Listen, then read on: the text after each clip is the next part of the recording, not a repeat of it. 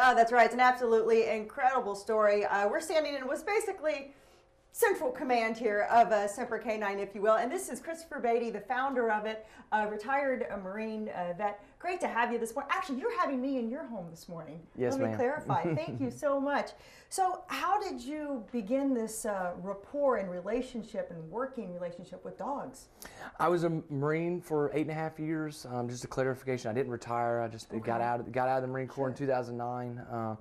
Went to boot camp straight out of high school. Spent 8 years. Majority of my career was as a military working dog handler. I trained bomb dogs to find IEDs and things like that in theater and country. What did you learn about dogs that works for, I guess, veterans or people who are suffering from PTSD? So a big challenge of veterans when they get out of the military is just a lack of a mission. They don't have anything to accomplish. Giving them a service dog, especially one that's still in training, gives them things to work on, gives them goals. I learned early on in my career that dogs love attention. They love people. If you know how to focus them and focus that drive. Not to mention the fact that, you know, they're just having a battle buddy. So they get to accomplish a goal together. They get to be confident, independent. They don't have to go anywhere by themselves. They've got a companion to go with them. And a handsome companion at this. This is Lainey. So talk to me about Lainey. What do we need to know about her? I mean, beautiful dog for starters. So Lainey is a rescue. She comes from our rescue partner, Operation Paws for Homes. They are a satellite organization. They pull dogs from kill shelters and high-risk situations from around the U.S. Lainey is named after a local veteran, Ron Laney, and he's been very impactful to the community, specifically working with exploited children and to avoid those situations. We name most of our dogs after veterans who gave the ultimate sacrifice and lost their life in combat, or after their military service, they went on and continued to serve their country and serve their communities. What was it about Lainey that made you think that she would be great for this program? So we do temperament tests on all of our candidates early on. Any dog that Operation Paws for Homes selects and says this is a good dog, this dog shows a lot of the temperament that you would be interested in. We go out and test them. We want confident dogs. We want dogs that aren't overly dependent or anxious. They don't have any negative behaviors like aggression or resource guarding, but more importantly, we're looking for dogs who want a job, that have, that are treat motivated. Yeah, exactly. Food motivation's a great thing. I'm food motivated too, so I totally get it. But coming up, we're going to head outside, and what are we going to do outside? We're just going to show some of the basic training on puppies and service dogs in training. That sounds great. All right, I can't wait. We're back with more after that. Hey, that's right. It's an absolutely incredible program. We're here at a Semper K9 where Christopher Beatty, he's been great this morning walking us through what it goes into training one of these little guys. Well, in this case, a little girl. This is Ashley. Christopher, where is she in her training? So Ashley's a 17-week-old lab mix that we got from our rescue partner, Operation Paws for Homes. With any of our dogs, majority of them we're getting between 8 weeks and 6 months old.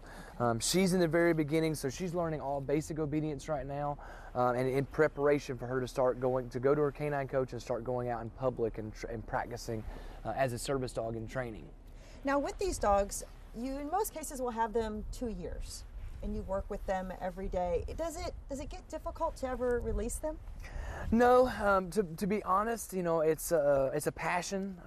I look at myself as an engineer, and I'm creating a piece of durable medical equipment for someone with a disability. And once I get all the fine tuning done and I get the customization done, if I really like it, the more important part of me is being able to turn it over and let that dog be successful, as well as what the dog does for their handler and their injured veteran, helping them be confident, independent in public, helping them be able to perform daily activities. So that's the fun part for me. And what's neat, you also have shared some stories about not just the veteran's reaction who received the dog, but the reaction you get from the family. Oh yeah, so probably the more the thing that I love most about what we do is when I talk to the spouses, when I talk to the children, and whether it's the children are dealing with secondary post-traumatic stress or the spouse is just dealing with the transition from the military, they come back with stories of thank you for helping us out, thank you for giving my dad back to me, but more importantly, they're able to function as a family. And you've been working with dogs for decades. What has it taught you?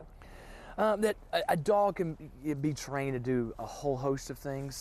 For the most part, especially with our dogs, it's finding that dog that wants a job and finding something that that dog is good at or enjoys doing. So some dogs are natural retrievals and they love chasing objects and chasing toys, and we take that and we can train them to pick up objects, pick up keys, find missing cell phone. And then with Ashley, do we know what her job's going to be just yet? Like exactly what So she'll do? most of our dogs are either a combination of mobility assistants, so they're doing things for people who have mobility challenges, or psychiatric alert, generally referring to a mental health challenge. Okay. Most of our applicants, most of our dogs are trained in a combination of, and we call them mental health and mobility service dogs. Meaning that's a term that you've coined. Yes, and it's specifically because majority of the veterans that are getting out of the military, as well as majority of the veterans who are applying to our program, have a combination of mental health challenges as well as physical disabilities and limitations. And so I can't just say, okay, this dog is great for you, but he has nothing to do with your post-traumatic stress. Got to customize them just a little bit. But exactly. Coming up, you guys have some big future plans, and we're going to talk about those. Yes, ma'am. All right, that's after the break. Spring. After the break, we head back out to Woodbridge, where Andy is learning how a local nonprofit is about to receive national recognition for turning shelter dogs into service dogs. Lucia. To see how that process is. So Andy, how's it going out there? Oh, it's amazingly cute, as you can imagine. You know, Christopher Beatty is amazing. His work is incredible. He's the founder, of course, of Semper K9. And this is Ashley. Real quick, the namesake. Where did Ashley get her name from? So Ashley's named after a fallen police officer from Prince William County, Ashley Wyndon, who died, I believe, 2 years ago. Died on her first day as a police officer, but she was a Marine pilot and a reserve Marine. We name all of our dogs after veterans who've given the ultimate sacrifice, or after their time in service went on and continued to serve their community and their country. Nice. And we were also talking about sometimes what looks like play with these dogs has purpose, right? Yeah, so depending on what the dog is really good at, some of them are natural retrievers, some of them like toys, but we practically apply, you know, basic obedience into day-to-day activities. Wait, you know, and it could be something as simple as I need to walk over. I'm at my desk and my dog's here, and I need to walk over to the water cooler to refill my coffee cup or pull something up off the printer, and the dog learns to not move. Or it could be, come. Good and job. there she comes right over. Giving me that She's attention cute. and giving me that Well, love. And also, Good I job, want to let's mention, go. you guys are about ready to receive some national attention. Tell us about that. Yeah, so we've gotten a lot of accolades at Semper K9 just for our mission and the work we do. On April 3rd will be the next viewing, will be the releasing our episode of Returning the Favor, which is a Facebook video that's hosted by Mike Rowe. Of Dirty Jobs? Of Dirty Jobs, exactly. He came out, but they come out and they tell the success stories, and they help out organizations and what he calls bloody do-gooders, you know, people who are doing things for their community. So he came out. That episode comes out next Tuesday, or will air next Tuesday. That's awesome. I also we just got featured on a bottle of Evan Williams Kentucky bourbon, and the issues. The bottles will actually hit the shelves in May, but it's got the Semper K9 and my backstory on there. Awesome. All right. Thank you so much for Yes, ma'am. everything this morning. We appreciate it. Thank you for all the work you do, and thank you for your service. Yes, ma'am. Thank you very right. much for having me.